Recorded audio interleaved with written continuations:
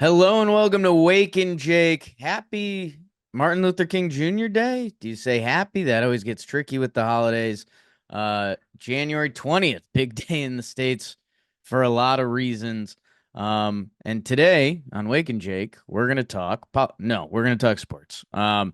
Because we have to hopefully close a loop on the Dodgers. They signed Tanner Scott.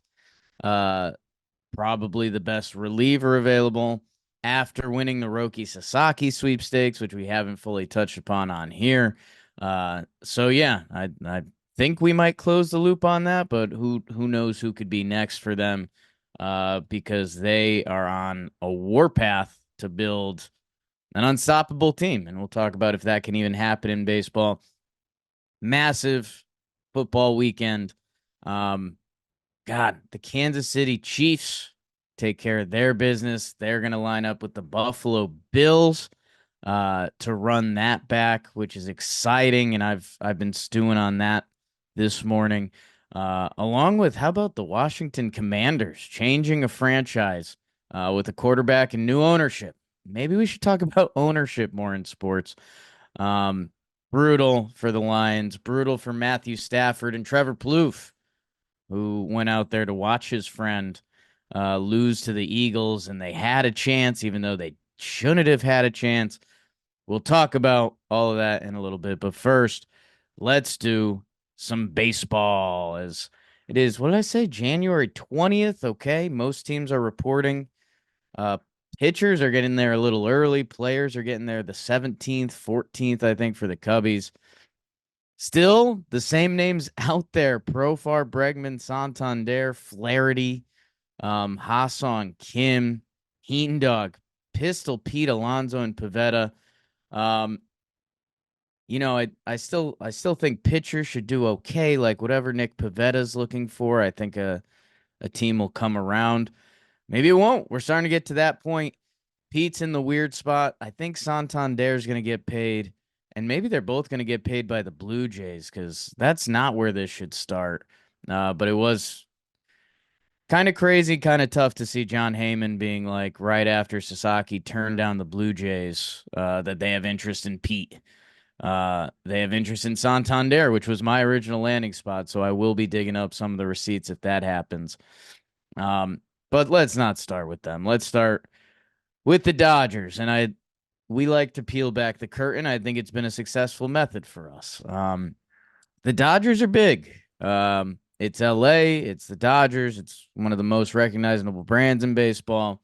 They have Shohei Ohtani. Ohtani is one of the athletes that actually moves the needle. If we put Ohtani in a thumbnail or a title, the clicks and views go up. It's like real. Like I think it's actually kind of fun that we can talk about that on our end, because I feel like ESPN for years, and how we were raised, they were like, we don't do that stuff. And then they kind of went the other way when they had to. Like when First Take and everything would be opening with LeBron, or, it was like, how could they possibly be there? The joke has now become they talk about the Cowboys quarterback in like July. So they have made their move that way. And I guess for us, because we are fans, like fan media is one of the terms we throw around. I know you don't, there's a lot of other sports teams that you don't want to be opening it every time, and we're hunting out that click. Unfortunately, the Dodgers recently have kind of taken things into their own hands. Um, I'll start with Sasaki because I guess we haven't done it here. And I was laughing in hindsight because when I was doing Sasaki conversations on here, well, the last time we talked, literally as BBD was posting it, he turned down the Yankees, and I gave a nice little speech about like the Yankees could make sense. Like he could be the star. They haven't had a Japanese player in a while. They should If have he a wants real to, chance. they've got good pitching development that matters to Roki.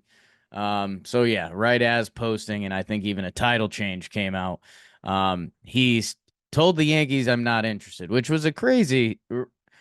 Hey, Roki, I'm in no place to give you or your agent advice. Next time you can just tell the team you're signing with, I'm signing with you. You don't have to tell all the other teams no. I don't really know what that was. That was okay internet fodder, but that was just it was interesting. Um Roki signs with the Dodgers, and when I opened up the whole Wake and Jake episode with that, and whenever we talked about it, I would say it starts with saying if it's not the Dodgers. Because it seems like it could just be the Dodgers, and there's some of the obvious reasons why the location. It is LA. It's one of the best cities in the world.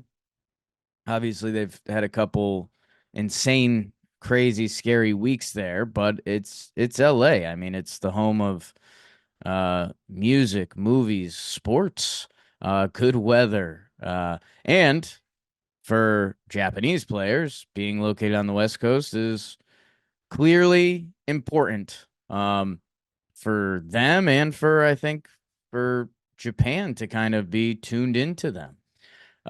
So you start going into the other layers. I mentioned Yankees and the other orgs. If you're looking for good pitching, like that used to be kind of the Dodgers thing.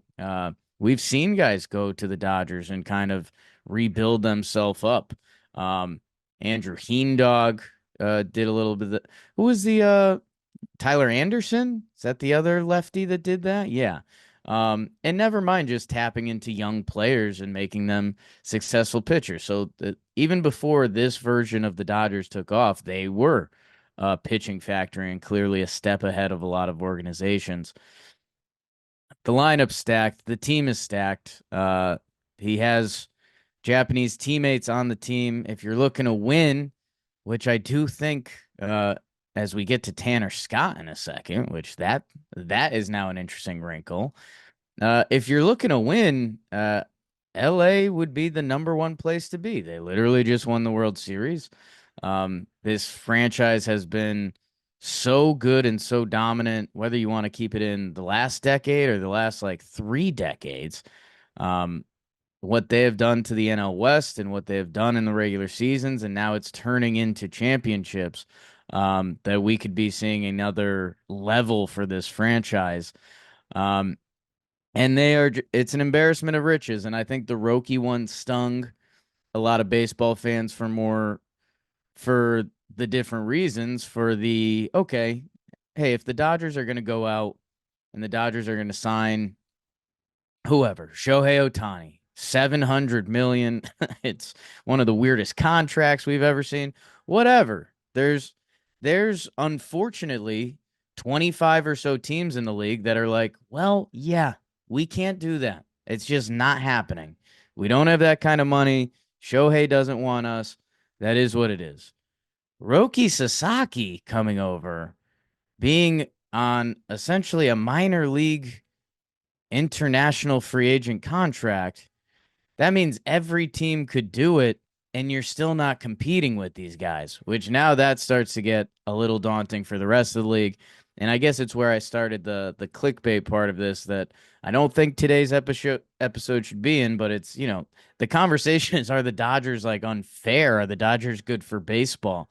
Um, I think currently yes, because there's been a lot of conversation over the offseason.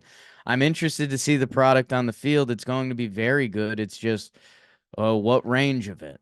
Um, that they have this deep pitching staff that they're going to pitch. They have that lineup they are going to hit. I'm interested to see, are they going to have an effect of like when the Dodgers come to town, are other teams going to turn it up? Because that's kind of one of the scary parts of the MLB season grind is that if you're the Dodgers and you're grinding through a season and there's injuries and there's slumps, like that's every baseball team that's ever played has those two things. So if you're dealing with that and you'd have the target around your back everywhere you go, it can make the baseball season tricky, man. If teams get up for you every weekend and you're starting to hit that summer malaise, that can be tough.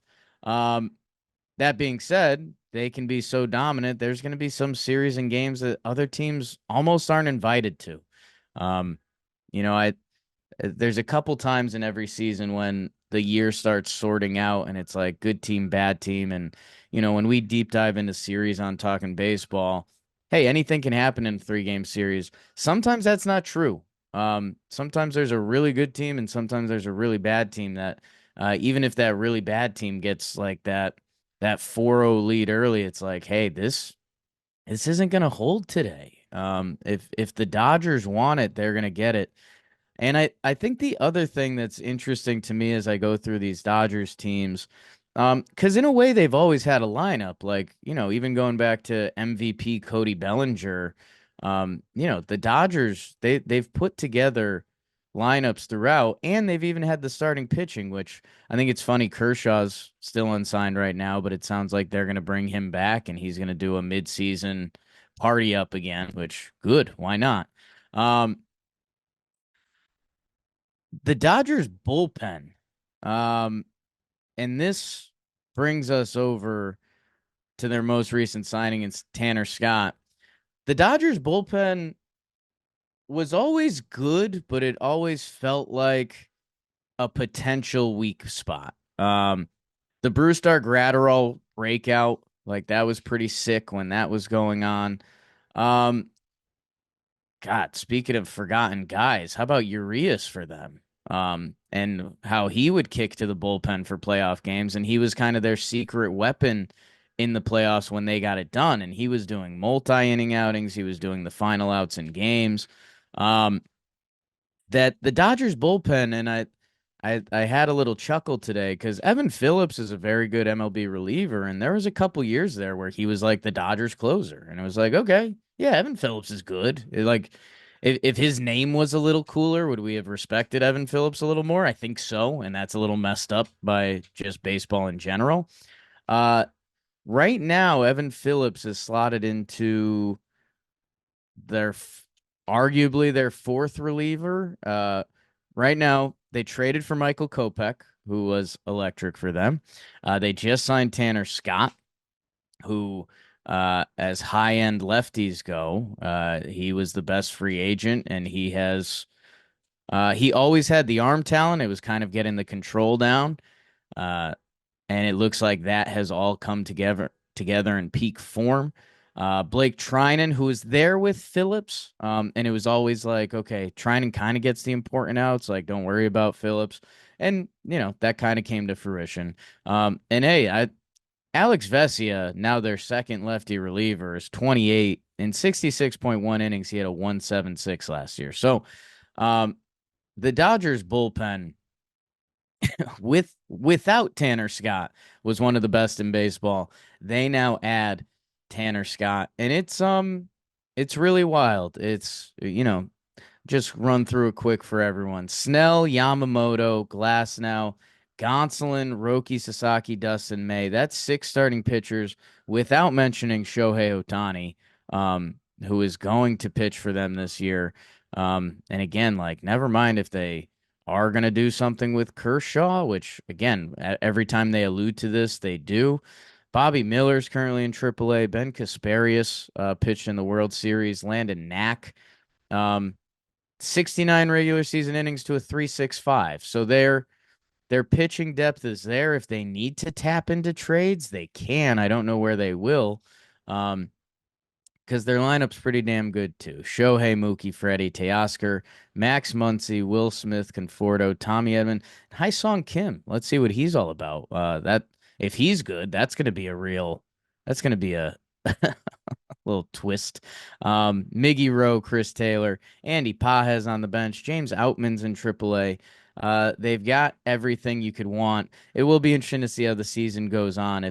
If they really need a corner, another outfielder, like you could see someone squeezing in there, they have more than enough trade capital to get really whoever they want. Or God, it's going to be super interesting if they have a significant injury. I mean, they'll be able to go out and get whatever replacement they need. So it really is, it leads into some fun baseball conversations. Is this one of the best baseball teams we've ever seen on paper? Like, yes, I like that's I, I can end that conversation pretty quickly. Um, And then all time, I mean, I don't know. It's tough to go into the mentality of before a season, what does a team really feel like? Because I I have regrets. The Atlanta Braves, when they won the World Series, the Atlanta Braves were stacked. And for me, part of the formula was, to just repeat is really hard in any sport. Baseball hasn't had a repeat champ since 2000. Hello, Yankees. Um, and hey, maybe that's the volatility of baseball. Maybe that's the player movement. Maybe that's the fact that, um, whatever team you are, however good you are, it's going to come down to a 5 game set that if you play another good team, if the Dodgers play the Phillies and I don't know, a pitcher's tipping his pitches one game and that's one of the five, your season can end. So, um, that first 5 game Dodger playoff set, watch out for that one because that's going to be their first pressure pack series of the year.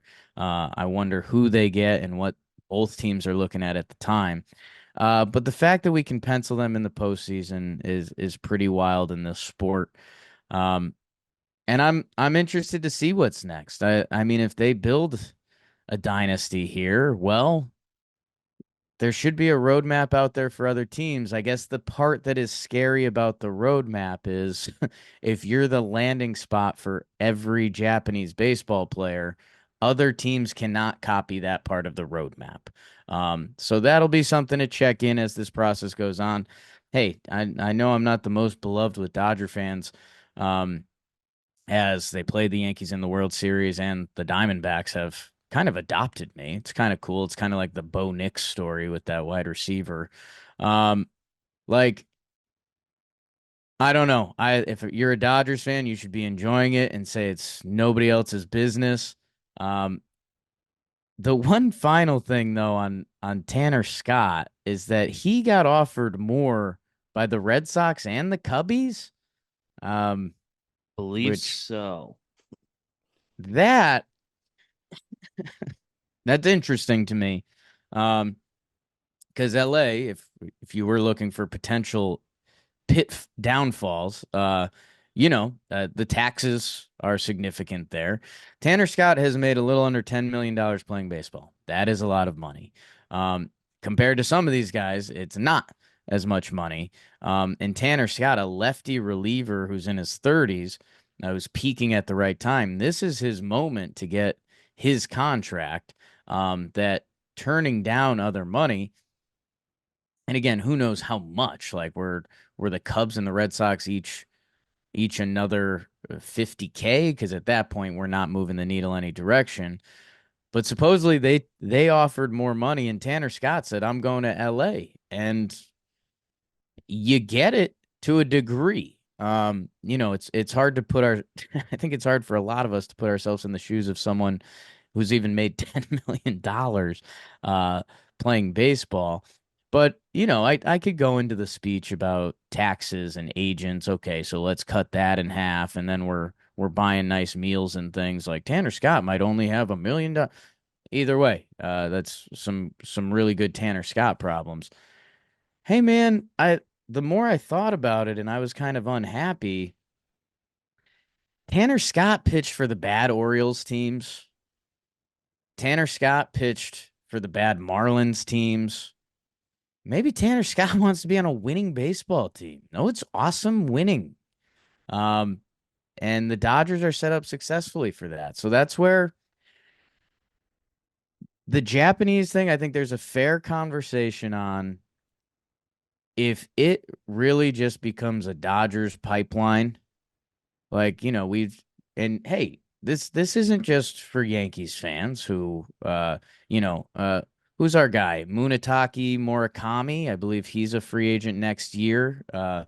Power hitting first baseman, third baseman.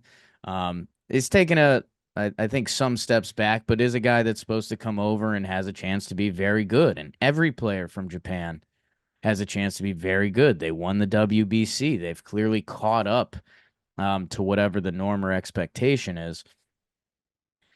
Max Muncy is a free agent coming up this season. Thick third baseman.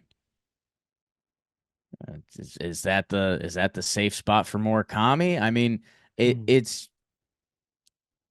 I don't want this to come off as whining Yankee fan who just lost the World Series because their team couldn't play defense. It's just the Dodgers have become the example. They won the World Series. They're getting players and free agents. Every team wants their team to be doing what the Dodgers is doing. I guess if you got ownership, which is very important, and going out and getting free agents and making trades for guys and paying players and all of that, if you have that, there's currently one thing that's missing from your organization, and it's that ability. So, I'm just interested to see the next steps. I super teams and repeating, it rarely works out. That I there may be a day in late to mid October when we're talking about remember all that conversation about super team and are the Dodgers unfair and all that. And um, sometimes, a lot of times, baseball rears its ugly head, and it's like, here's the Diamondbacks. Um, let's see what happens with them. I'm interested to see what goes on with the pipeline from Japan because I don't know. And I'm coming at this from a Yankees perspective, and I'm wondering if there's an element of this being unfair. And that's, as a guy who watched Moneyball over the weekend, here's your Dodgers, here's the Yankees, here's a lot of other teams. Here's 50 feet of shit. And then there's a couple other teams down there nowadays that, if I'm trying to make this a fair playing field for everyone, which it's part of the reason I do enjoy sports, um, it'll be interesting to track the next steps. As of now, good for the Dodgers. Anyone could have signed Blake Snell. That contract was not in another atmosphere. Um, Another team could have traded for Tyler Glass now and paid him. They did not. Um, the Dodgers had the advantage of depth and being the Dodgers that some of his injury fears they didn't have to worry about. Um, Teoscar was a free agent from Seattle a year ago. Like Freddie, remember his free agency got a little weird. Like there's a lot of this team that you can't point at and say bad or funny business or whatever. Um, I'm excited to see what Dodgers baseball looks like. I'm interested to see where does the line stop, and it's also the Tanner Scott example. If they're getting players, and I'm not saying for a discount, but uh, other teams putting in slightly better bids on players, and they're choosing the Dodgers, well, that's because they're going to win games. And it's because they're a good organization. It's because Dave Roberts is beloved. And it's because their clubhouse is reportedly just an awesome place to be. So for the other teams, yeah, it's a little bit of keep up on the other levels so that if Japan just becomes their best minor league pipeline, then you can complain about that. Um, but as of right now, they're doing so much other stuff good. But yeah, there's a little bit of jealousy, and I'm so interested to see the next steps and how the rest of this free agency pans out. And I guess I mentioned Toronto a little bit off the jump. They were the second finalist to Sasaki. Padres, I'm not even going to talk about you because I think it's a very sad conversation and I don't know the next steps. Your ownership is fighting. There's a lot of money and good players on that books. I hope there's a profar and there's a something else, and we get excited for some Padres baseball because this team was up 2-1 on the Dodgers, and they felt like the best team. Think about that. The Padres, as of what was that, 3 months ago, for a couple days, were like, I think they're the best team in baseball and they're going to win the World Series. And now we're wondering how are they going to fill out their team rotation? Are they even going to get the money for, I don't want to say stopgap type players, but MLB players to participate in the bottom of their lineup and back into their rotation? Um, that's going to be wild to track. Now, the Toronto Blue Jays, and hey, our Waken Jake, redheaded stepson, Foolish Baseball. He had it first, man. I think it was one of the first times I asked him, I was like, "Hey man, if you've got something you want to talk about, like we're kind of fueled by passionate topics." And I think it was the end of 22 or middle end of 23, and Foolish was like, this could be the end of the Blue Jays. And I was like, hey man, like I hope you understand. I can't really say that. I can. But Blue Jay fans, they are hostile. And especially to Yankee fans. Toronto is sitting at a weird spot. And I guess maybe I should acknowledge the Miles Straw trade a little more. Um, George Springer, clearly on a second part of his career. He's 35. Remember, he had that bizarre start last year that he did bounce back. So there's something in there, but he was a 1.2 WAR player, a 95 weighted runs created plus at 35. Does he have another season of something in there? Sure. Um, Also could not. Bo Bichette, I think the whole world is expecting him to bounce back in a big way. Hopefully, just being healthy.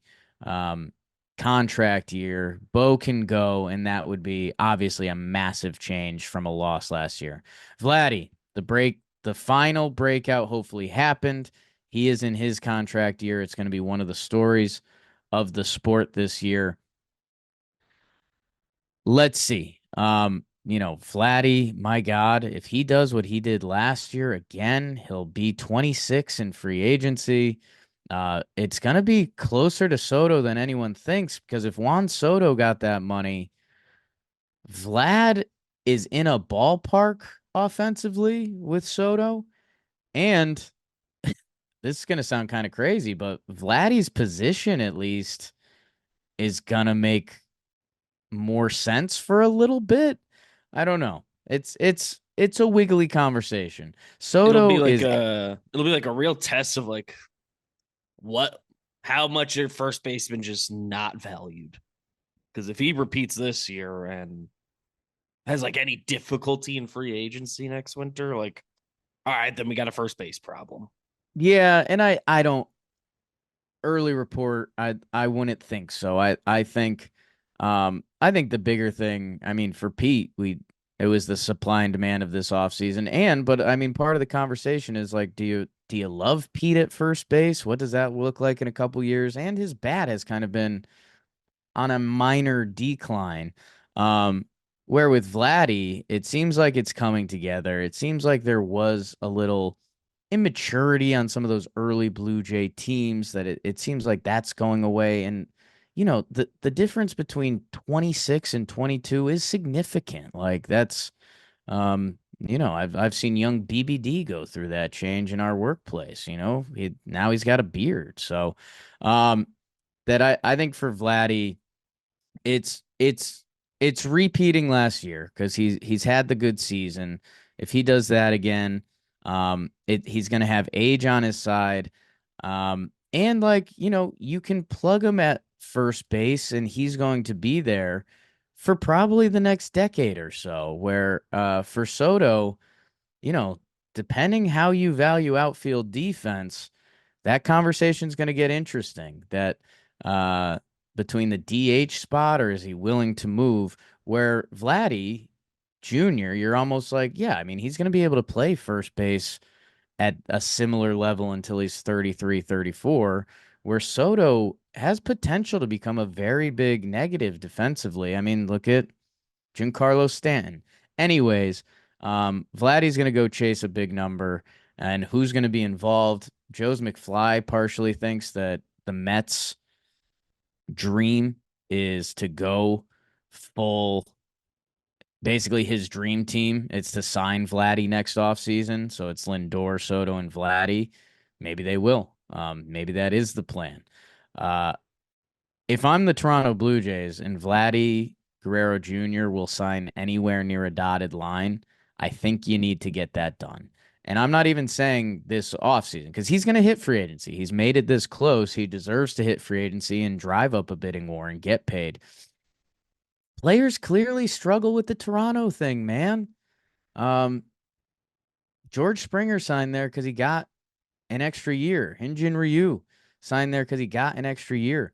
Barrios, I think when they traded for him, it was kind of like, hey, if you sign this extension or we can be in the ballpark here. And he was about that. The only one that makes me laugh was Chris Bassett. Chris Bassett was kind of a normal free agent. Again, 3 years, 20 mil a year, whatever. Like, okay. Um, but signing free agents in Toronto hasn't been as easy. And that's where I liked Anthony Santander from them from the start. And again, this part kind of stinks for Toronto, but it's because Santander has a couple flaws. Defensively, he doesn't stand out. The on base percentage is in kind of a risky spot, but he hit 44 homers. And if you're looking to have a shot this year, look at the money that's getting handed out around baseball. If Santander, if other teams are scared to give that fourth year or whatever it is, if the Blue Jays are willing and he's willing to sign, you have to do that.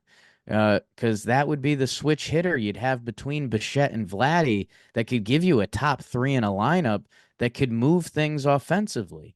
Um, so for the Toronto Blue Jays, it's a really interesting. How are they going to go back to the drawing board? If they're really struggling to extend and sign guys, do they need to invest even more in their minor leagues? Or when guys are coming up on free agency, do they almost need a raise, 1 to 2 years out? Do we have to trade guys to cash in on their value now to rebuild it? Um, I don't know. Something's a little off. There's another part of me that wonders, are they just going to go ham to finish off this free agency? Are they going to get Santander? There was Pete rumors right after. Their DH spot is currently listed as Will Wagner. Um, again, a little bit of that is Heyman, who's, there's some rumors him and Boris are in cahoots. Um, I'm interested to see if Toronto throws the kitchen sink at it, or is this going to be a weird? We're going to play some defense, and we've got some, Ernie Clement can get you 2 WAR in a season, and what does that do? Um, I don't know. I think if you're Toronto and you're trying to woo Vladdy for the last time, there's a couple moves and players out there that you can still do. You can have a bad daydream about their rotation and their bullpen. Um, and if you added a couple hitters, other guys become more valuable. Andres Jimenez's defense, who they traded for, he becomes more valuable. Alejandro Kirk, on both sides of the ball, can be an asset for them. Um, that let's see where Toronto goes the rest of the way. Because for a couple of these free agents, that they're starting to get a little anxious with spring training and everything coming up. If they can get the value that they were looking for from the Toronto Blue Jays, there's taxes up there that are real. You're not like a citizen. Are you having a kid? Are they now Canadian? Things I haven't had to think about. But let's see what goes on. We've got a couple more bodies to go. Will there be a secondary trade market? Remember, everyone kind of thought Dylan Cease was going to go, but we don't. No one knows what's going on with that franchise in San Diego currently. Um, let's see what happens the rest of the way. Until then, a little bit of football. College national championship game tonight. Just remembered that. So that's exciting. Notre Dame, Ohio State. I'm going to start planning my whole day around that. That is huge. Um, get ready for that. Ohio State's supposed to roll. Big spread. It'll be interesting to see what Notre Dame has in their back pocket, if anything, or they may not. And we may be talking about a somewhat historic definitely a historic Ohio State run, as they went from kind of a laughing stock. They never beat Michigan in 4 years. How could this happen? Ryan Day, what kind of dye is he putting in his beard? How do they seemingly lose every big game they need? Here they are on one of their most dominant runs that we've seen a college football team go on. And if they can put it together for 60 more minutes against a team that they can, a team that lost to Northern Illinois early on this year, it could be dominant. It is fun, the storylines that sports can provide, and that's part of the reason that media and sports almost need to be more hand in hand. Like Notre Dame has a left an offensive tackle who's starting in this game, who was out all season, but he was supposed to be a stud. So it's like, okay, is that guy going to come in and be dominant, or is that guy going to come in and get worked? Is that guy going to come in, get worked, and then limp off 3 plays in? Like it's it's the crazy part of sports that it could be game changing. Notre Dame could run it behind them every play, and then they're dominant. Um, I don't know. I'm rooting for good football. If I'm putting cheese on it, it might be Ohio State as the spread with a little bit of happiness hedge because Ohio State can get under my skin a little bit. But so can like Notre Dame for everyone. So this is like the most hated championship game ever. Will Notre Dame be able to pass the ball? Who will make the plays? How will college football rear its ugly head? Never know about that one. Um, let's watch that together. Maybe we'll talk a little bit on Wednesday. Let's talk a little NFL football. Because this is the best week of NFL football of the year. And it started off with the Kansas City Chiefs. And we had Pennick on last week. And, this is the Chiefs. People are calling it the Chiefs Invitational Tournament. Get your memes ready with Patrick Mahomes and a referee doing a jersey swap. Um, a couple AI videos that are a little sultry between Patrick Mahomes and the referees. At least I think they're AI. Um, and those memes came out after this game because there was a couple penalties that you're just like, come on, fellas. Um, with that being said, uh, Chiefs come out, they win 23-14. And it's a very weird exercise with the Kansas City Chiefs, who are now 15-2. Or they were 15-2 in the regular season, 15-1 in games that the other teams were that they were competing in. Um, there's just a weird, you feel like you have to be perfect against them, even though the numbers and statistics don't ooze that. And like the Chiefs offense hasn't been kind of scary all year. But the Texans missed a field goal, and that hurt them early on. Chiefs get a block on a late one, even though the game seemed to be already decided at that point. Their defense, Chris Jones is one of the most dominant players in the NFL, and he went from people need to talk about him more to no, he's dominant and he kind of gets the respect he deserves.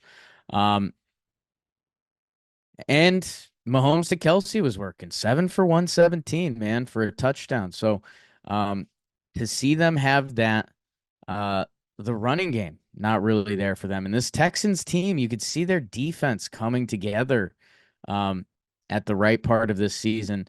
But it wasn't enough in Arrowhead, which is uh, one of the toughest NFL environments, if not the toughest. I feel like we've got this weird thing with the Chiefs, and I was very guilty of it this year that they've been so Chiefsy, if you will, that we ignore and we look at the other teams and what else is brewing because we know they're still Mahomes. We know they play good defense.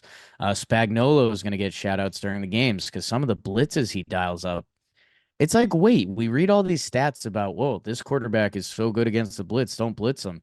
Spagnuolo always blitzes, and it seems like it gets home enough that has there ever been the Chiefs game that it's like, oh, there goes another guy running free. They blitzed and like it just doesn't happen. Um,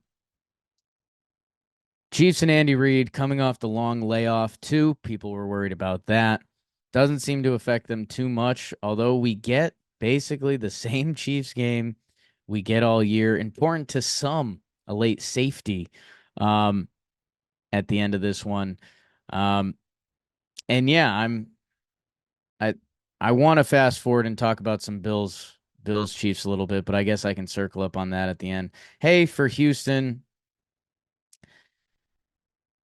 this is what it is. I don't know. It's almost like you took your sophomore Stroud year that felt just everything felt a little weird from the coordinators to some of the play to some real injuries that changed how this team felt.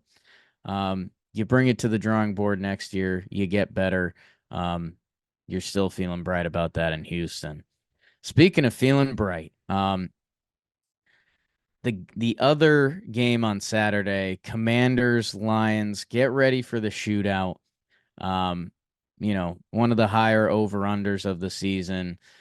Uh, this Lions team who won again a pseudo playoff game against the Vikings, and they looked dominant against them.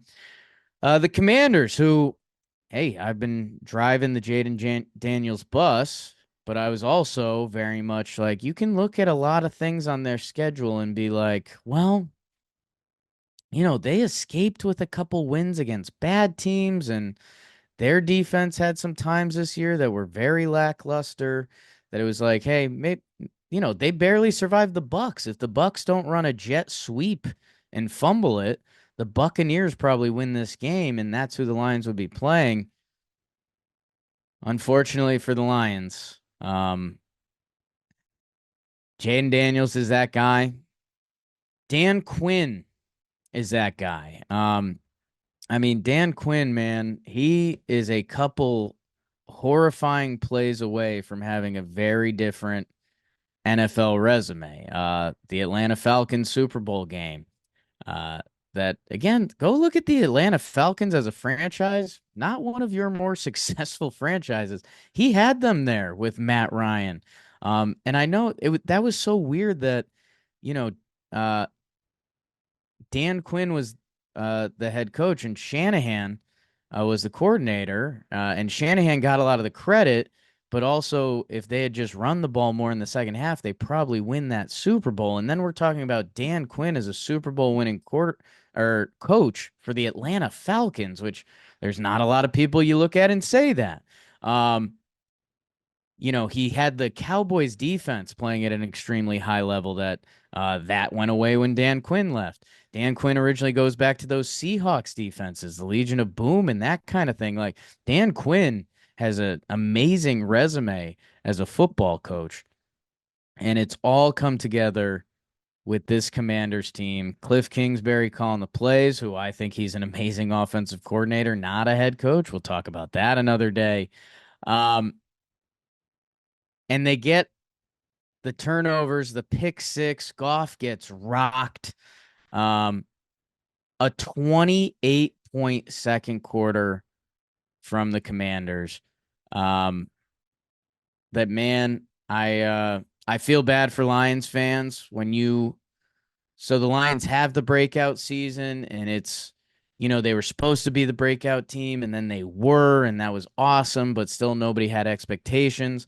Now the expectations happen, and they live up to them. They're 15-2. The offense is clicking. The defense seemed like they survived so many injuries, and they were getting guys back and healthy that maybe the defense was going to bounce back. They did not. Commanders hang 45 on them. Again, the little things that are having De'Ami Brown, the wide receiver, is breaking out at the right time for Washington. Terry McLaurin with the quarterback. There's a lot of old tweets out there about that. He had the one break-off run where he could not be caught. Zach Ertz with another playoff touchdown. Jaden 51 on the ground. Eckler had 47. Like they ended up running for 182, passing for 299. Lions, it's brutal. I don't know what to tell you. It's get that defense healthy, add to the defense for the next year. And I don't know, it's kind of the beauty of playoff football where we had a lot of the dominant teams win this weekend. This was, unfortunately for the Lions, this one was the outlier. Man, brutal, brutal feeling for Detroit fans out there. And they haven't signed anyone in free agency. Alex Cobb. That leads us to Sunday. Eagles, Rams.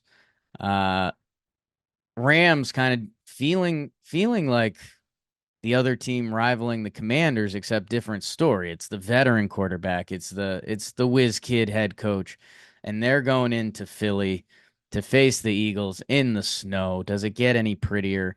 The Eagles dominated them last time, but everyone kept seeing the stat this week that was running backs that ran for 200 in the regular season, facing a team later that year, and they were all held under like 60 yards.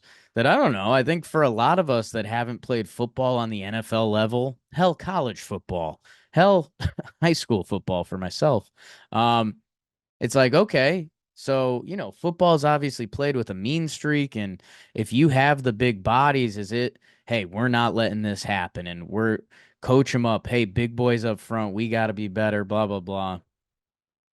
Saquon runs for two bills. The Eagles, Eagles in this one, man. Like, I think that's what I'd say. Jalen Hurts, 20 attempts or less, 15 for 20, 128 yards. Saquon Barkley, 205 on the ground. Jalen Hurts, 70 on the ground. Um, like that is where their bread gets buttered. And it's I don't know fully what it was. Was it the NFL went to all these spread offenses and everyone plays nickel defense and finally the one team adjusted that said we're going to go big and we're going to go massive at every position and we're going to jam it down your throat because that feels like what happened. It feels like what we want in sports when things swing too far one way that we go the other with them, that they have the quarterback who squats 1 billion pounds and they can get a touchdown whenever they want, except they didn't. They had third and goal from the 2 yard line. The team that can get a free 2 yards essentially whenever they want it. Saquon gets stopped right at the goal line, goes to replay review, and then they go for the tush push, false start by Lane Johnson that they have to kick a field goal that gives the Rams life on this. And Stafford deep in his bag, man, 324, 2 touchdowns, 0 interceptions. Puka was 6 for 97. Um, Cup, Higbee, Demarcus Robinson, like there was a lot of guys contributing for the Rams. Um, that the Rams have the ball and are driving down the field with less than 2 minutes left. What Eagles with their classic just moments of what is you doing, baby? Um, they get the stop when they need it. A huge, huge Jalen Carter sack. After on 2nd and 12 from the Philly 23, Stafford gets it to Nakua for 10 yards. Um, Stafford gets sacked. They lose 9, 4th and 11. Looks for Nakua again. It's out of bounds. Eagles win, and yeah, it's the most Eagles thing ever. It felt dominant, but they could lose. Um, and that's how they actually lost to the Washington Commanders a few weeks ago. Um, a a fun run for the Rams. Obviously, that they're not at the point where they want to hear that. Um, and the Eagles, I think they're still my Super Bowl team. I went into the postseason with that, and it's because it feels like they sometimes make these horrible mistakes and they still find a way to be fine. Because they can run it for 200 on any team in the NFL. And they did that in the playoffs, letting the Rams know it was coming. Jalen Hurts with the big run too early that set the tone. Eagles move on in the snow, pretty snow, good football snow. That set up the game of the weekend.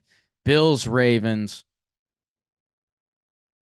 I mean, the two MVP quarterbacks, we ran through the whole thing. I do think something that gets overshadowed throughout all of this was the Ravens were favored, which again, this is Vegas, but it's money, like it's real. And for coaches, it's motivation that I think they said something because this Bills team has been really good for a long time now. It's like the first time in it's like 20 home games that the Bills haven't been the favorite or something like that. So the Ravens who beat the Bills either earlier this year, the Bills looked like a motivated bunch. A defensive led head coach who I've been tough on in Buffalo.